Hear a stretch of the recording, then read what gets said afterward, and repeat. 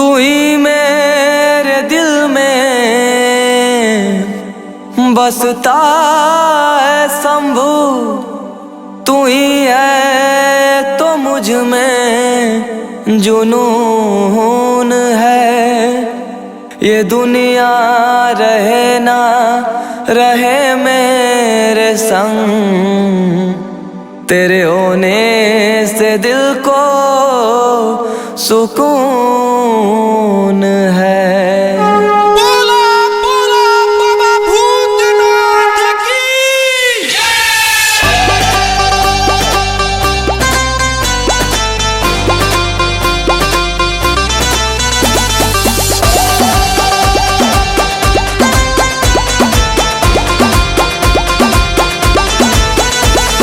हाथों में त्रिशूल तेरे सर पे जटाधारी, सर पे जटाधारी मेरे भोलेनाथ तेरी महिमा निराली।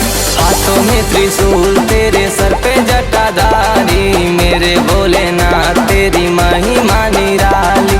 भोला तू है भोला करता नंदी की सवारी, मेरे भोलेनाथ तेरी महिमा निराली।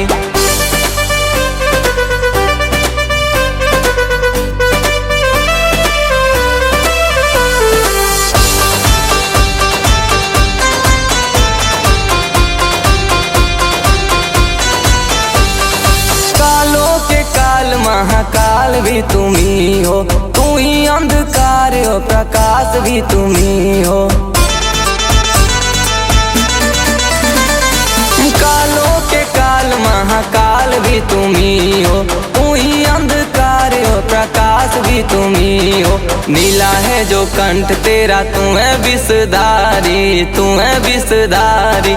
नीला है जो कंठ तेरा तू है विषधारी, मेरे भोलेनाथ तेरी महिमा निराली। हाथों में त्रिशूल तेरे सर पे जटाधारी, मेरे भोलेनाथ तेरी महिमा निराली।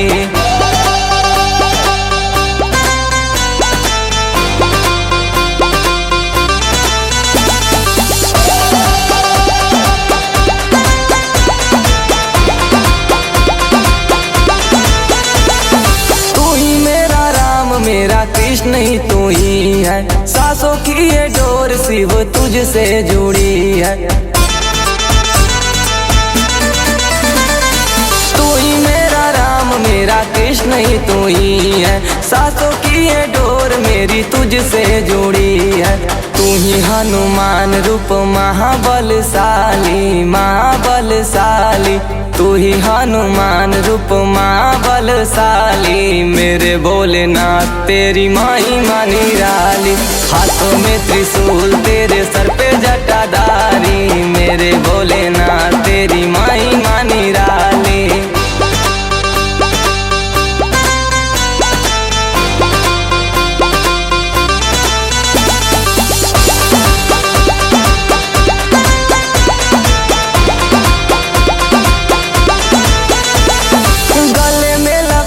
तू है भुजंग माला, जटा से निकलती तेरे गंग धारा।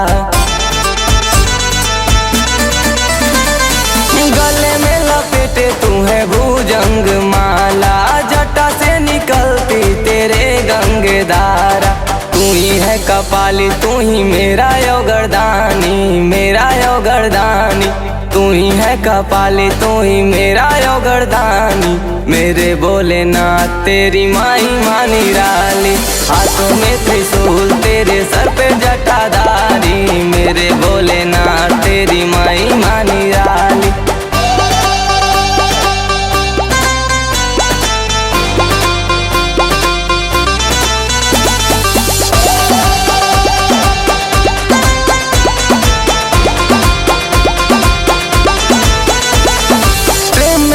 कृष्ण तू ही मौन में रामचंद्र है, क्रोध में तू काल भैरव रूप ही प्रचंड है।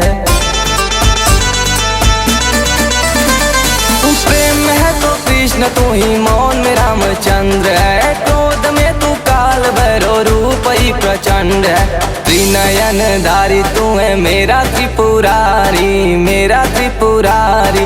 त्रिनयन धारी है तू मेरा त्रिपुरारी, मेरे भोलेनाथ तेरी महिमा निराली। हाथों में त्रिशूल तेरे सर पे जटाधारी, मेरे भोलेनाथ तेरी महिमा निराली।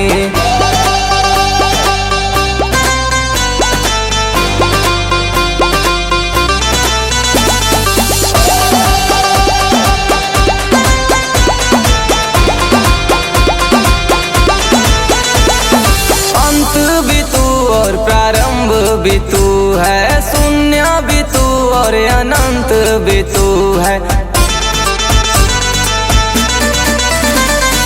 अंत भी तू और प्रारंभ भी तू है, शून्य भी तू और अनंत भी तू है।